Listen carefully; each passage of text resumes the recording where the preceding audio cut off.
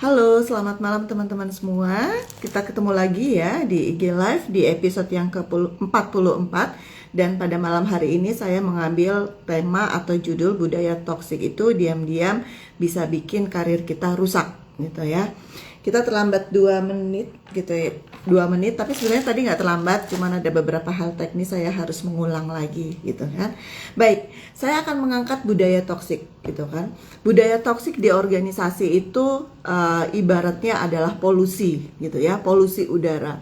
Polusi udara itu kita mungkin tidaklah serta-merta kalau kita kena polusi itu tidak serta-merta kita akan sakit di hari itu gitu kan.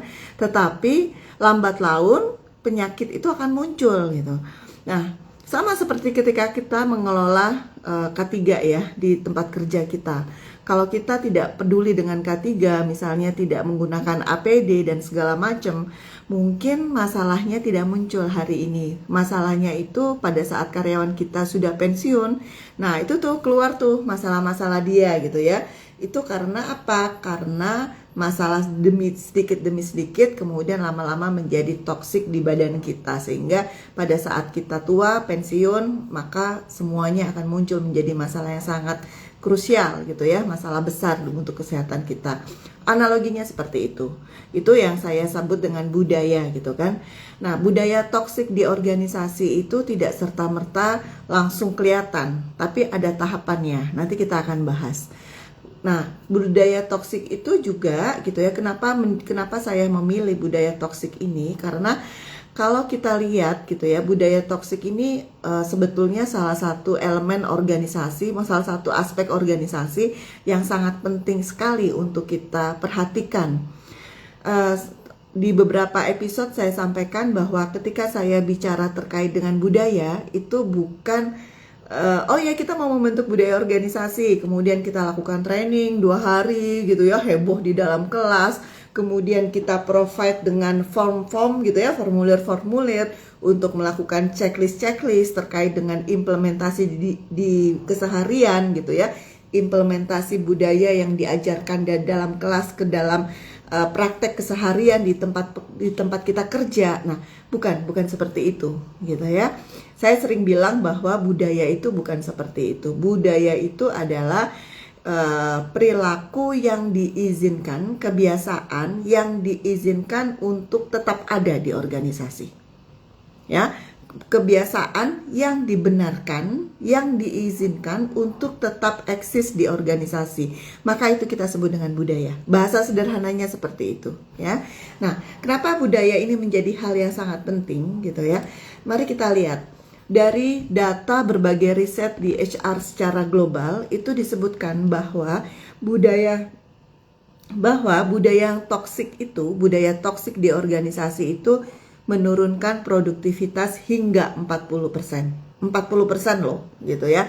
Itu angka yang tidak sedikit gitu kan. Budaya menurunkan produktivitas hingga 40%. Kemudian budaya yang toksik juga akan membuat para talenta kita akan resign, akan keluar dari perusahaan kita. Dan ketika kita bicara talenta yang resign, kalau yang resign adalah orang yang nggak bagus, nggak apa-apa sih gitu ya. Atau deadwood gitu ya, itu kalau yang resign deadwood itu alhamdulillah kadang-kadang gitu ya. Nah, tapi kalau yang resign itu star gitu ya, orang-orang bagus yang memang dia bekerja dengan sungguh-sungguh, maka itu akan mengakibatkan biaya yang lebih besar lagi gitu ya. Kita perlu biaya untuk rekrutmen, kita perlu biaya untuk development, kita perlu biaya untuk adanya produktivitas yang menurun. Saya sudah bahas ya di episode sebelumnya, yang itu perlu biaya juga gitu ya.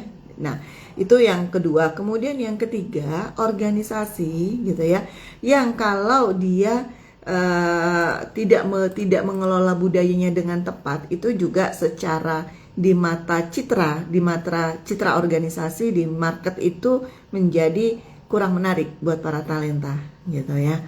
Itu yang terjadi. Kemudian efek budaya toksik gitu ya. Budaya toksik itu efeknya 10 kali lipat lebih kuat dibandingkan gaji. Saya ulangi lagi, budaya toksik itu efeknya 10 kali lipat lebih kuat dibandingkan rendahnya gaji yang menyebabkan karyawan itu resign, keluar dari perusahaan. Jadi kalau ada karyawan keluar dari perusahaan karena misalnya gajinya kecil, maka budaya toksik itu efeknya 10 kali lipat dari gaji kecil yang tadi, gitu ya. Jadi penting sekali gitu kan. Nah, kemudian dari McKinsey tahun 2024 itu risetnya mengatakan kalau perusahaan punya budaya yang sehat gitu ya, dia bisa tumbuh 3 kali lipat dibandingkan kompetitor. Jadi kalau kita bicara masalah budaya itu sebetulnya adalah environment di mana kita bisa menjalankan strategi perusahaan dengan tepat gitu ya. Kalau misalnya strategi kita bagus di atas kertas gitu ya, indah, kita pakai konsultan global untuk kita merumuskan strategi yang indah-indah, tapi kemudian budayanya juga tidak mendukung untuk itu, maka lupakan itu gitu ya, karena budayanya tidak mendukung. Nah, budaya juga relate dengan yang namanya profit, hasil yang tadi saya sebutkan ya, hasil riset yang saya sebutkan tadi. Maka budaya itu menjadi hal yang sangat penting gitu kan. Responsibility siapa kalau kita bicara masalah budaya organisasi? Budaya organisasi itu pada dasarnya adalah responsibility dari business leader, bukan hanya HR. Nanti kita akan kupas ya. Nah, kalau dari definisinya sendiri, yang disebut dengan budaya toksik itu apa? Budaya toksik itu adalah suatu kondisi di dalam organisasi. Suatu kondisi di dalam organisasi di mana nilai-nilai, norma, dan behavior orang-orang yang ada di dalam organisasi itu secara sistematis, gitu kan? Secara sistematis merugikan kesejahteraan karyawan, menurunkan kepercayaan antar individu dan antar tim, dan ujungnya adalah menurunkan performa atau kinerja organisasi. Itu yang kita sebut dengan budaya yang toksik. Jadi kalau kita mengatakan, aduh atasanku toksik gitu ya, aduh ini kayaknya budayanya toksik gitu kan. Budaya toksik itu apa? Bahasa kita mungkin, iya soalnya tadi atasan marah-marah, oh ya soalnya yang naik itu orang-orang yang yang ABS, asal bapak senang gitu kan, dekat dengan atasan bukan karena kinerja dan sebagainya. Itu adalah indikator-indikatornya, tetapi definisinya sendiri itu adalah kondisi di mana nilai-nilai, norma, dan behavior orang-orang di dalam organisasi itu secara sistematis itu bisa merugikan kesejahteraan karyawan, menurunkan kepercayaan antar individu dan antar tim, serta menurunkan performa organisasi. Gitu ya.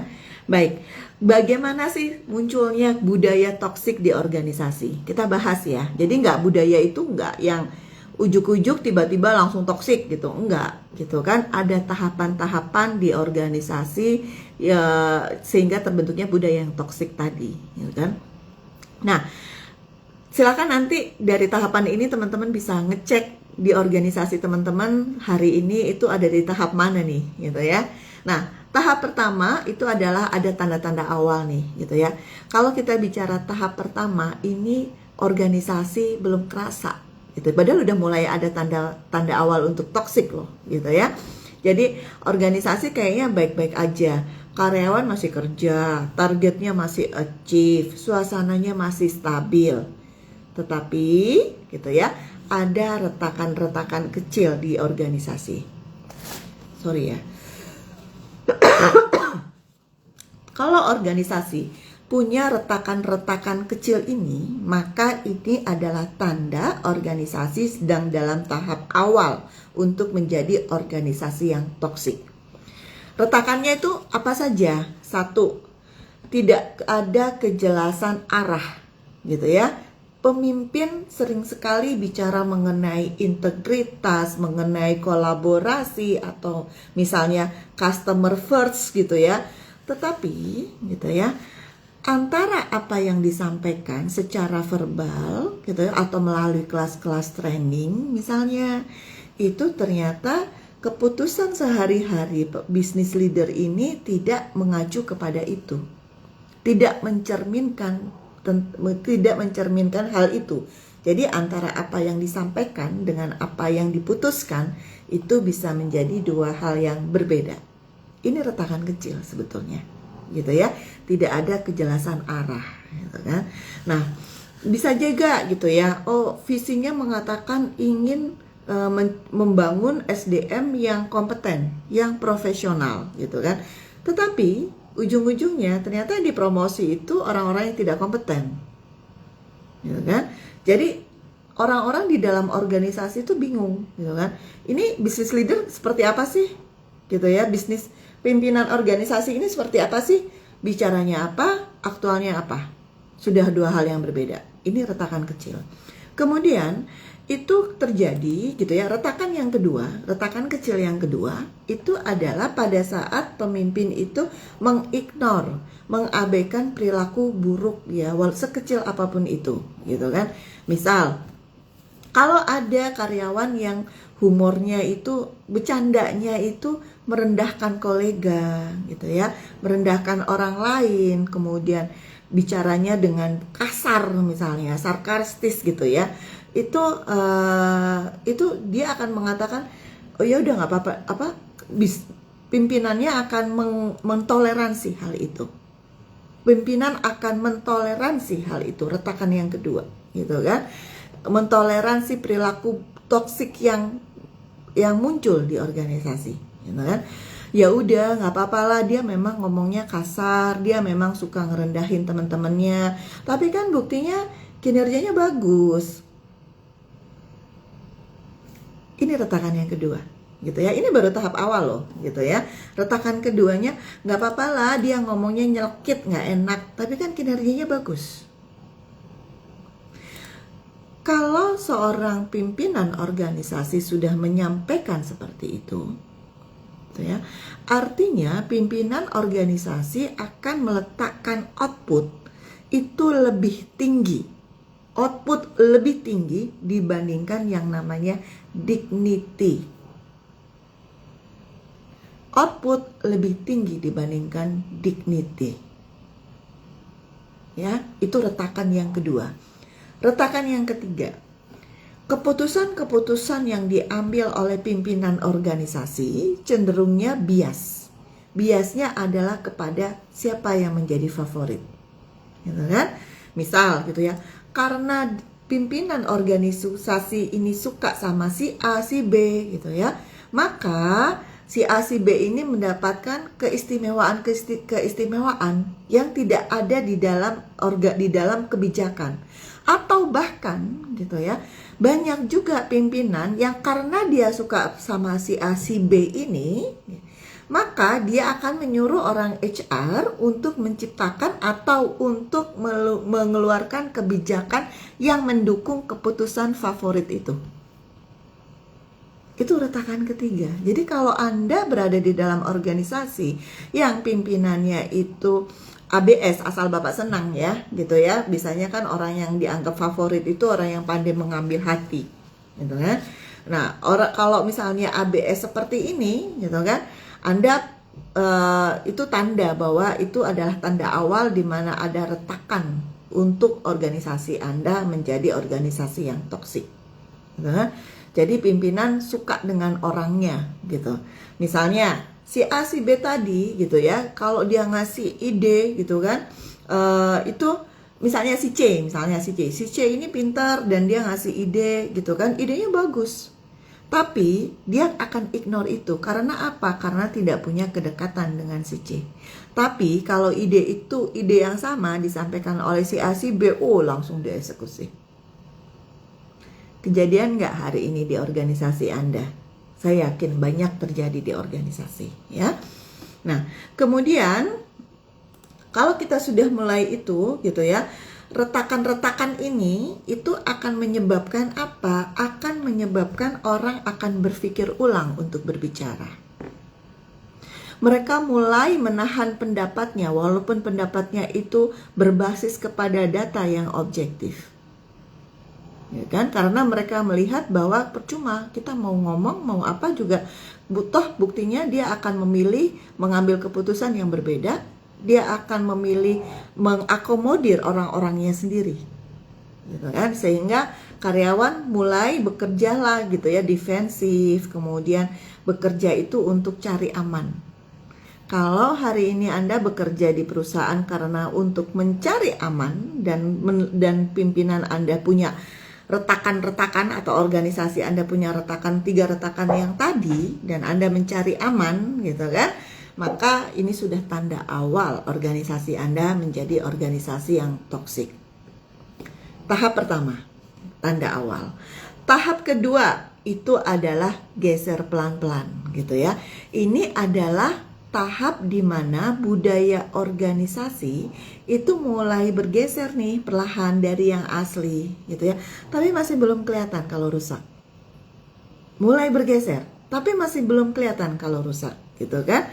Nah, ini tidak disadari kadang-kadang. Misal itu tandanya apa? Misal karena misalnya ya, entah itu business leader atau si A si B yang menjadi orang favoritnya business leader misalnya, itu berperilaku buruk dan itu dibiarkan gitu ya, mulai menjadi norma, misal menjadi norma, dimaklumi gitu kan, akibatnya itu menjadi dalam tanda kutip norma tidak tertulis. Perilaku buruk yang dibiarkan oleh business leader itu akan menjadi norma tidak tertulis. Oh, si A si B itu ternyata dia suka bercanda yang kasar dan business leader ketawa. Oh, berarti itu kita bisa seperti itu, bercanda yang kasar supaya business leader itu, supaya kita dekat dengan business leader. Karena business leadernya juga senang dengan guyonan-guyonan kasar kayak gitu. Itu tahap kedua. Perilaku buruk mulai menjadi norma, gitu kan? Nah, kemudian apalagi tandanya, gitu ya? Menyalahkan orang lain, clear ya, gitu ya? Itu biasa, gitu ya? Menyalahkan orang lain. Kemudian apalagi nih ya? Nah, kalau kita mengatakan, gitu ya, pertama adalah perilaku buruk menjadi norma di tahap kedua ini. Kemudian yang kedua, gitu ya? Yang kedua geseran ini adalah ketika orang-orang baik dan kompeten itu mulai diam atau mereka resign. Mereka diam, gak akan banyak ngomong gitu ya. Karena apa? Orang-orang yang kompeten ini yang bekerja dengan etika, dengan profesionalitas yang baik, mereka akan melihat bahwa ya ngapain saya ngomong, percuma saya berjuang, percuma kasih ide, nanti ujungnya apa? Ujungnya tetap aja kan, dia yang diomongin di meeting berbeda dengan aktual keputusannya. Ternyata yang dipilih adalah ide-ide dari orang-orang yang gak kompeten, ide-ide bodoh yang karena si orang ini, si A si B ini dekat dengan dia, makanya dia akan menyetujui itu, gitu kan. Percuma. Sehingga orang-orang ini mulai diem. Kalau nggak bisa ya udah diem-diem kirim. Bukan hanya diem di dalam bekerja untuk tidak mengeluarkan ide-ide yang bagus, tetapi juga diem-diem mulai cari tempat yang lain, gitu ya kan. Nah, kemudian yang ketiga, tanda yang ketiga itu adalah politik kantor itu menjadi cara cepat dan untuk bertahan, gitu ya. Politik kantor menjadi cara cepat untuk bertahan. Lebih penting siapa dekat dengan siapa. Ya, politik kantor itu kan kita ngelihat nih, gitu ya, siapa dekat dengan siapa. Itu akan memunculkan, akan menjamin bahwa pada saat penilaian kinerja dia akan lebih aman. Siapa dekat dengan siapa. Muncullah koalisi-koalisi bukan berbasis kepada tujuan organisasi, bukan berbasis kepada pencapaian kinerja atau KPI, tetapi munculnya koalisi-koalisi politik di dalam organisasi. Kamu akan cepat naik kalau kamu dekat dengan kelompok itu, gitu ya. Nah, kalau sudah seperti itu, yang muncul apa teman-teman? Biasanya di organisasi yang muncul informasi, kalau sudah ada koalisi-koalisi seperti itu ya, grup-grup seperti itu ya, silo-silo seperti itu, yang muncul adalah informasi akan dianggap sebagai senjata.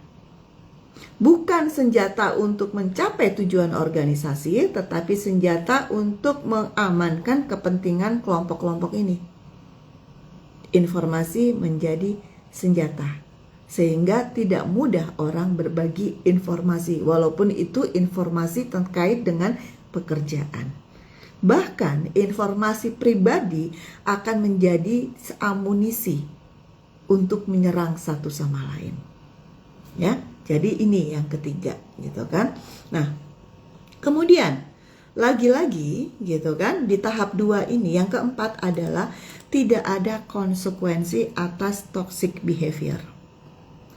Di tahap 2 ini, business leader yang sudah mendapati kondisi seperti itu tetapi hanya diam karena laporan keuangannya masih bagus dan sebagainya, hanya diam, tidak memberikan konsekuensi, tidak memberikan punishment atas yang tegas atas behavior yang toksik dari individu atau kelompok-kelompok ini, maka sudah jelas nih, gitu kan? Nggak apa, itu akan menjadi yang namanya nilai-nilai menjadi norma baru. Jadi kalau Anda di organisasi yang sudah di tahap 2, gitu ya, tahap 1 atau tahap 2 yang nggak kelihatan ini, kemudian Anda menyelenggarakan training mengenai budaya organisasi dan bangga dengan formulir-formulir hasil audit organisasi, tetapi dalam keseharian organisasi Anda masih menunjukkan perilaku atau indikator-indikator yang saya sebutkan tadi, gitu ya, itu useless, teman-teman, ya. Nanti kita akan bahas di bagian solusi. Nah, di sini gitu ya, banyak business leader yang masih belum sadar bahwa perilakunya salah. Belum sadar bahwa organisasi sudah di tahap kedua, menjadi organisasi yang toksik. Belum sadar gitu ya. Kenapa? Biasanya karena kinerja bisnis masih bagus, laporan keuangan masih profit, gitu ya. Sehingga pertanggungjawaban pada saat RUPS kepada shareholder masih aman. Ya udahlah ya, yang penting masih aman, masih profit, ini masih dapat penghargaan dari shareholder misalnya, kayak gitu ya. Nah, ini tahap kedua, jadi belum terasa, gitu ya. Hati-hati kalau organisasi sudah di tahap yang kedua, nggak kelihatan, gitu ya, tapi sudah mulai retak.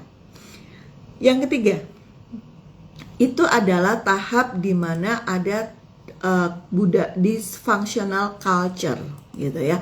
Ada disfungsi. Retakan-retakannya itu, kalau tadi itu kan masih retakan halus ya, tahap 1, tahap 2, sehingga tidak terlalu kelihatan. Tahap ketiga ini sudah kelihatan banget, gitu ya. Orang-orang yang ada di organisasi sudah tahu gitu, ini ada yang salah nih dengan organisasi ini, something wrong nih di dalam organisasi ini, tetapi mereka tidak punya kekuatan untuk melakukan perubahan, ya. Jadi para business leader gitu ya, HR, kalau Anda mendapati organisasi Anda di tahap 3 gitu ya, itu solusinya bukan dengan menciptakan budaya dengan campaign-campaign, bukan seperti itu, gitu ya. Nanti kita akan bahas solusi, tapi intinya adalah di tahap 3 ini, di mana retakannya sudah terlihat, indikatornya apa? Silo muncul, konfliknya itu meningkat, gitu ya. Saling menyalahkan di dalam meetingnya berjam-jam, bukan untuk mencari solusi, tetapi untuk mencari siapa kambing hitam. Ini sudah tahap 3 loh, gitu ya. Kalau silo kemudian cari-cari siapa yang bertanggung jawab, siapa yang salah, gitu ya. Bukan mencari akar masalah dan merumuskan solusi. Kemudian misalnya contohnya gitu ya, kan tadi saya sampaikan antar divisi, antar fungsi udah mulai tuh gontok-gontokan gitu ya, mulai berantem, mulai pengen dianggap penting gitu ya, walaupun mungkin misalnya approval harus dijalankan karena pengen dianggap penting, karena bete dengan divisi itu, keputusannya dihambat, approvalnya nanti deh gitu ya. Nah, ini nih mulai muncul. Yang pertama itu konflik ya, konflik dan silo. Kemudian yang ketiga gitu ya, fokus organisasi itu kepada emosi gitu ya. Pengambilan keputusan cenderung menitik beratkan kepada emosi dan kekuasaan. Contohnya seperti apa gitu kan? Yang tadi itu gitu kan, emosi dan kekuasaan. Kalau ada kelompok-kelompok yang dia tidak punya power, di yang kedua, yang di tahap 2 tadi ya, kalau ada kelompok-kelompok yang dia tidak punya power, maka kepentingan kelompok-kelompok itu akan menjadi kepentingan kesekian, prioritas yang kesekian, gitu kan? Nah, ini yang kedua. Kemudian yang ketiga, ini psychological safety itu turun drastis. Orang nggak merasa safe bekerja di situ secara psikologis. Orang nggak berani untuk bicara hal yang benar, walaupun berbasis data. Walaupun sudah training cara menyampaikan informasi bla bla bla bla gitu ya, di rak buku saya itu ada ratusan buku komunikasi. Ya, cara melakukan, menyampaikan, memberikan feedback bla bla bla bla bla gitu ya. Kalau organisasi sudah di tahap 3 ini gitu ya, itu semua akan menjadi useless. Gitu ya. Bahkan banyak karyawan tidak berani bertanya.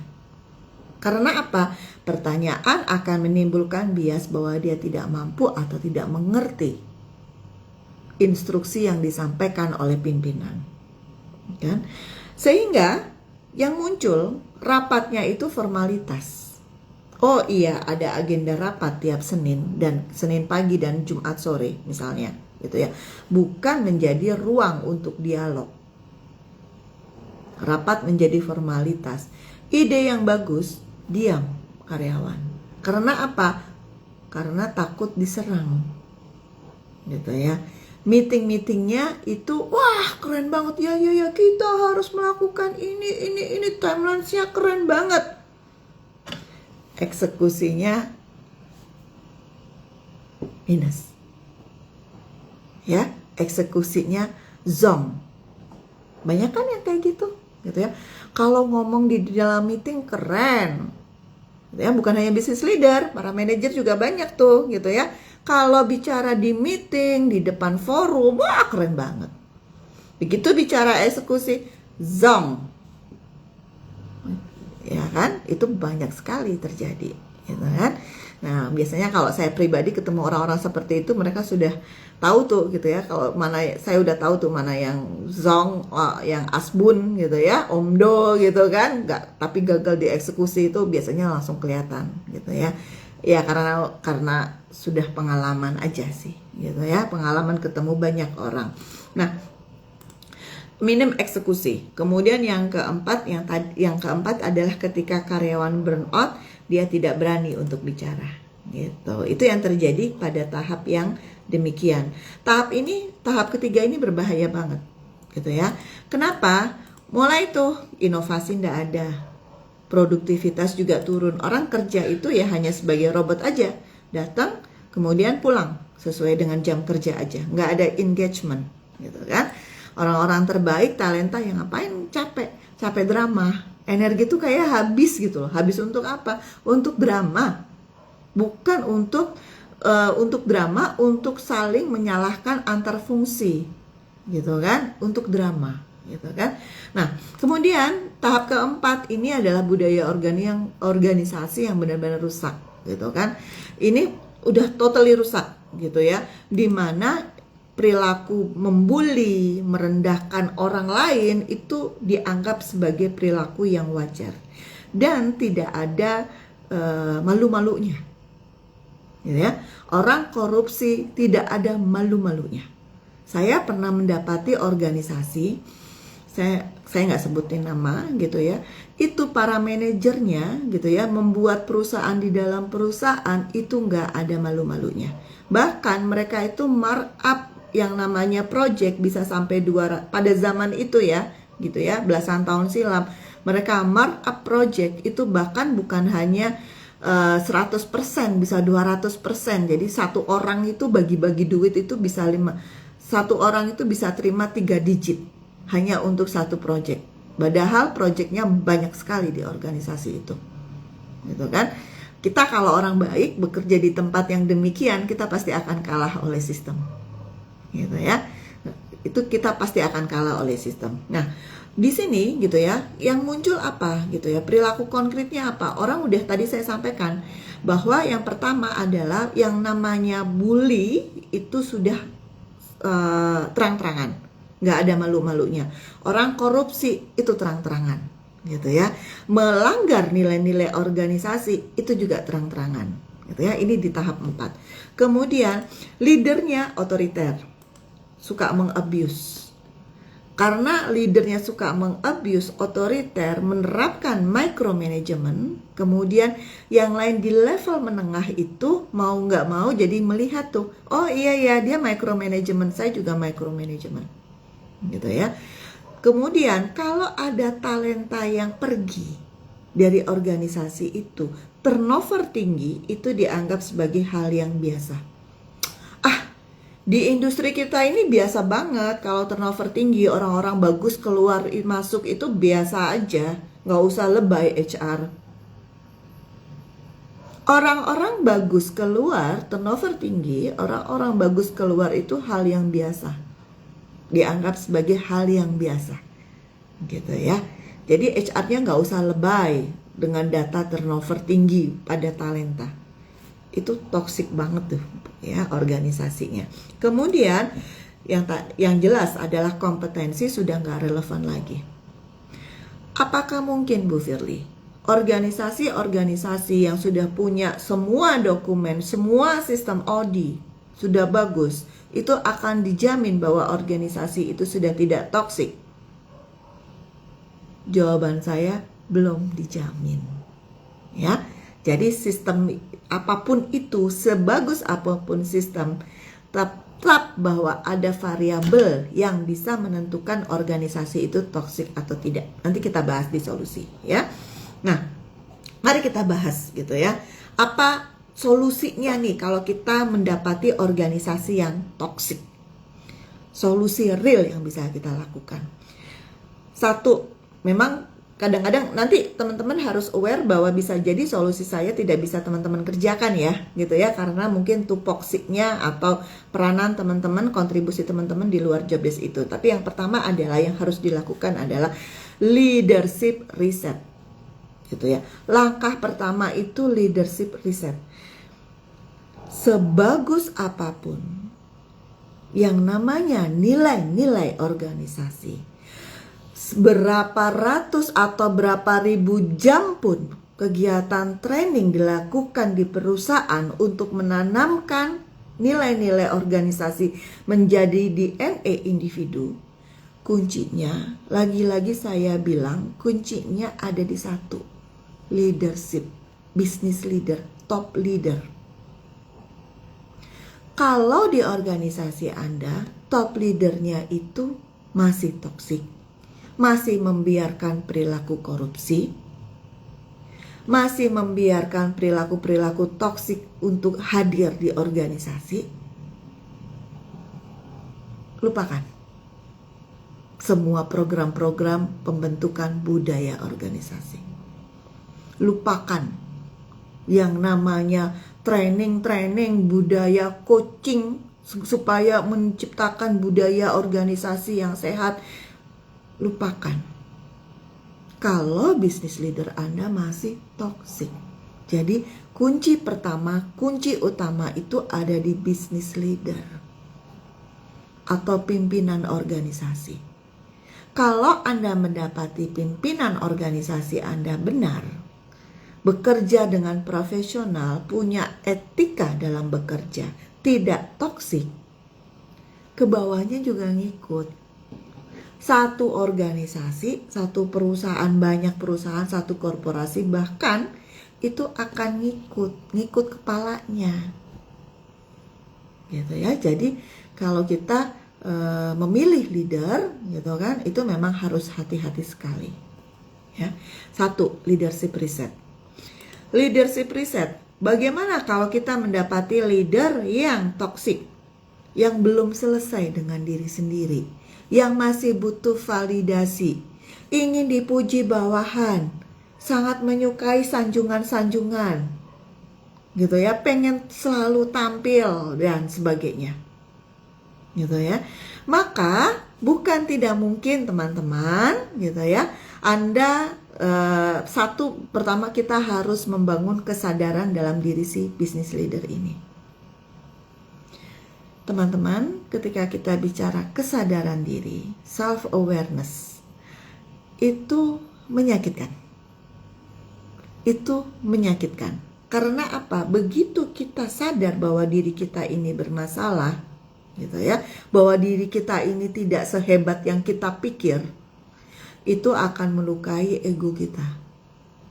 Sehingga kalau saran saya di beberapa klien, saya menyarankan gitu ya, kalau bisnis leadernya iya sih gitu ya, saya sudah tahu saya ya adalah, walaupun dia mungkin nggak secara eksplisit mengatakan dia toksik ya, tapi dia tahu masalahnya ada di dia gitu kan. Biasanya secara halus itu saya rekomendasikan lah untuk pergi konseling ke psikolog klinis dewasa gitu ya. Jadi karena business leader ini mungkin masih banyak trauma, luka batin yang belum selesai gitu ya, sehingga behaviornya dalam keseharian itu masih menjadi toksik.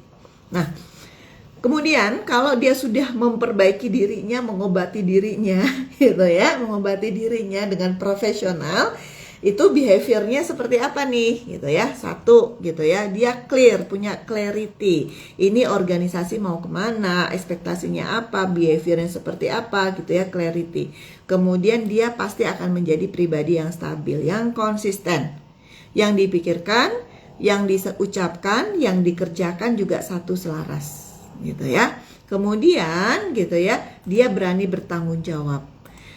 Salah satu indikator leader yang tidak toksik, yang sehat secara mental, kalau anak buahnya salah gitu ya, dia yang mengemban tanggung jawab. Bukan malah mempermalukan anak buahnya atau menyalahkan anak buahnya di depan forum. Bukan seperti itu. Gitu ya. Itu bukan seperti itu, mengambil accountability. Yang kedua, langkah yang pertama kan tadi ya, leadership reset ya, bisnis leadernya yang harus kita benahi. Kemudian yang kedua adalah kita membangun kembali yang namanya trust. Trust, gitu ya. Trust is priceless gitu ya. Trust itu kayak barang pecah belah. Begitu jatuh, gitu ya. Kita harus menata lagi, membangun lagi, walaupun tidak mungkin kita kembali utuh mulus gitu ya, tapi itu kita harus bangun gitu ya. Perilaku toksik gitu ya, itu membangun trust. Itu gimana caranya kita membangun trust? Mulailah gitu ya, kita seorang leader itu harus menegur langsung nih gitu ya, memberikan.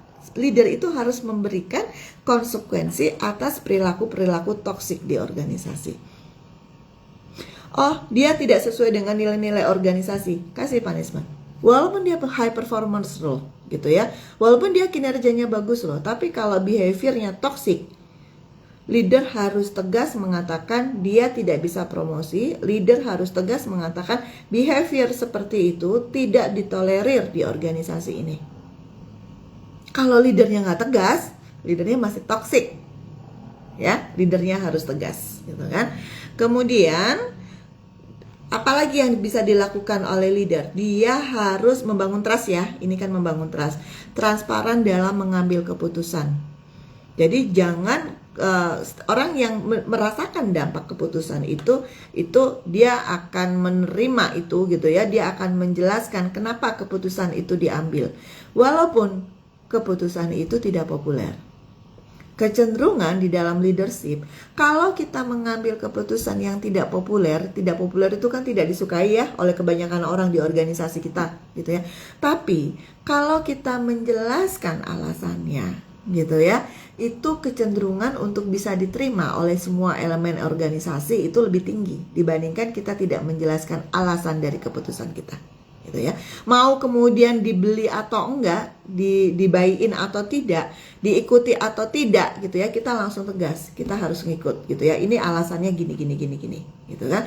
Dan sebagai leader kalau dia sudah sama antara pikiran, ucapan dan behaviornya, cenderungnya bisa membuat orang-orang di sekitarnya biasanya secara natural akan mengikuti dia. Ya. Dan satu lagi teman-teman, banyak leader itu takut mengambil keputusan, takut salah. Ya, nanti kalau saya salah mengambil keputusan, nanti gimana dong, akan menyebabkan bla bla bla bla. Ya. Teman-teman, kalau kita menjadi leader, mengambil keputusan yang salah, mengambil suatu keputusan bagus, ideal kalau keputusan yang kita ambil itu benar. Tetapi mengambil keputusan walaupun keputusan itu salah, itu jauh lebih bagus dibandingkan Anda tidak mengambil keputusan. Gitu ya, dibandingkan Anda tidak mengambil keputusan. Lebih baik mengambil keputusan walaupun itu salah dibandingkan Anda tidak mengambil keputusan. Kapan-kapan saya akan bahas mengenai ini ya, gitu ya, dan konteksnya seperti apa. Nah, kemudian gitu ya, kita bicara masalah culture intervention. Jadi ini ranahnya HR ya, gitu ya. HR-nya pun juga harus membangun sistem gitu ya, terkait dengan sistem budayanya, kemudian reward punishment-nya gitu ya, kemudian sistem performance management yang fair gitu. Itu yang harus dibangun melalui konsep-konsep OD gitu teman-teman ya.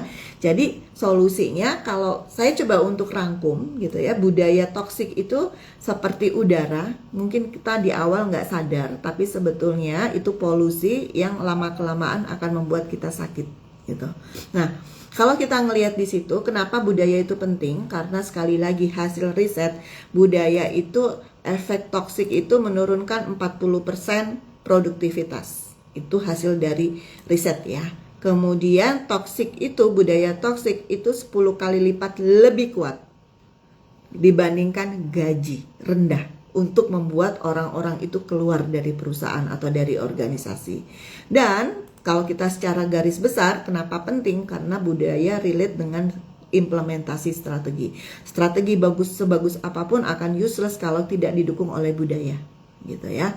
Dan budaya ujung-ujungnya adalah kinerja. Nah, budaya toksik ada 4 tahap ya. Yang pertama tahap awal gitu ya, kelihatan baik-baik aja, laporan keuangan masih oke, segala macam gitu ya. Itu masih oke gitu ya. Tapi mulai tuh ada retakan khusus, retakan kecil gitu kan. Karena dilihatnya leadernya antara apa yang diucapkan dengan keputusannya berbeda gitu kan. Kemudian leader yang ignore, yang biarin aja tuh ada perilaku buruk 1-2 orang gitu, dibiarin gitu kan. Kemudian mulai muncul siapa orang favorit. Nah, itu retakan halus tahap pertama. Belum kelihatan gitu ya, karena retakannya halus. Tahap kedua mulai tuh gitu ya, perilaku buruk menjadi norma gitu ya. Kemudian orang baik itu lebih baik, orang baik dan bisa bekerja itu memilih untuk diam gitu ya. Kalau nggak mundur ya diem lah gitu ya, untuk cari aman gitu ya. Politik kantor udah mulai panas gitu kan, dan tidak ada konsekuensi atas perilaku toksik. Itu tahap yang kedua, indikator tahap kedua. Tahap ketiga itu apa? Tahap ketiga itu mulai tuh gitu ya, kelihatan jelas gitu ya. Semua orang di organisasi tahu bahwa ada yang salah dengan organisasi ini, tapi mereka nggak bisa ngapa-ngapain. Silo, konflik, drama, energi kita itu kayaknya habis untuk drama gitu ya, bukan untuk kerja mendapatkan profit, mendapatkan customer, tapi energi kita untuk berantem antar teman kita gitu ya. Itu mulai drama-drama muncul. Nah, itu udah tahap 3 tuh, kalau sudah mulai berdrama gitu ya. Kemudian orang juga nggak nyaman ya secara psikologis kalau orang berdrama gitu ya, di lingkungan yang berdrama, kecuali orangnya memang toksik ya, dia seneng tuh gitu ya, manipulatif, toksik. Kalau karakternya seperti itu, dia seneng tuh kalau organisasi heboh dengan drama. Nah, kemudian yang keempat gitu ya, benar-benar budaya yang rusak gitu ya. Budaya yang rusak itu perilaku korupsi, perilaku membuli, perilaku toksik itu sudah terang-terangan gitu ya, terang-terangan dilakukan. Pimpinannya juga otoriter, kemudian kompetensi dokumen-dokumen OD untuk membangun sistem yang bagus segala macam itu useless. Ada gitu ya, lengkap, panggil konsultan pun lengkap, tetapi itu hanya untuk compliance dengan kepatuhan terkait dengan regulasi misalnya gitu kan. Nah, bagaimana solusinya? Yang pertama, 1, leadership riset. Business leader ya gitu ya. Mohon maaf kalau teman-teman trainer yang banyak bicara mengajarkan budaya, saya selalu mengatakan apapun itu gitu ya, balik ke business leader, top leader. Itu kunci gitu ya. Top leader dulu yang harus keluar dari perilaku, dari kepribadian toksik kan. Di berbagai organisasi teman-teman melihat ya, kalau ada organisasi yang nggak oke, yang rusak gitu kan, toksik, itu top leadernya pasti toksik, gitu ya. Kemudian yang kedua adalah kita membangun kembali trust, gitu ya. Membangun kembali trust dengan apa? Kita mulai ada transparansi dari di balik keputusan yang kita ambil, yang diambil oleh business leader. Kemudian juga memberikan konsekuensi atas perilaku-perilaku toksik yang ditampilkan oleh karyawan-karyawan yang toksik, itu harus diberikan konsekuensi yang punishment ya, gitu ya, konsekuensi gitu ya. Sehingga dan yang ketiga adalah mulai membangun sistem OD nih ya, mulai tuh gitu ya, barulah si OD ini bisa bicara mengenai sistem penggajiannya, sistem promosinya berbasis kepada behavior dan sebagainya gitu. Jadi tidak mudah untuk membangun budaya, tetapi kuncinya lagi-lagi adalah di siapa? Di business leader, gitu ya. Mungkin apa yang saya sampaikan malam ini tidak membuat tidak nyaman sebagian teman-teman gitu ya, yang mungkin trainer budaya organisasi, tapi dari pengalaman saya mengelola organisasi, saya sendiri juga pernah berada di dalam organisasi yang toksik gitu ya pada saat itu, dan saya cukup berani cukup berani sekali gitu ya untuk memberikan bersuara, sehingga saya tidak comply gitu ya, tidak comply dengan norma yang toksik, dan memang ada konsekuensi untuk itu. Tetapi ya itu masa muda saya ya, kurang pandai diplomasi. Tapi dengan memahami ini, kita sebagai business leader, kita sebagai HR mulai merumuskan solusi, semoga bisa memberikan insight untuk kita bisa merumuskan solusi yang lebih tepat untuk organisasi kita. Karena lagi-lagi gitu ya, tentu untuk kita membuat suatu perubahan, membawa organisasi kita dari toksik menjadi organisasi yang sehat, itu pendekatannya, desain intervensinya harus berlapis-lapis gitu ya. Ada desain individu, ada desain secara sistem gitu ya, dan mungkin secara teknologi, tapi saya tidak akan bahas secara detail. Itu saja dari saya teman-teman. Terima kasih banyak sudah hadir pada malam hari ini dan sudah menyimak. Sekarang sudah pukul 20:49. Ini menarik banget sih gitu ya, karena kalau buat saya pribadi itu sangat menarik ketika kita bicara budaya yang toksik gitu. Semoga bermanfaat dan terima kasih banyak. Selamat malam. Saya izin close ya. Thank you.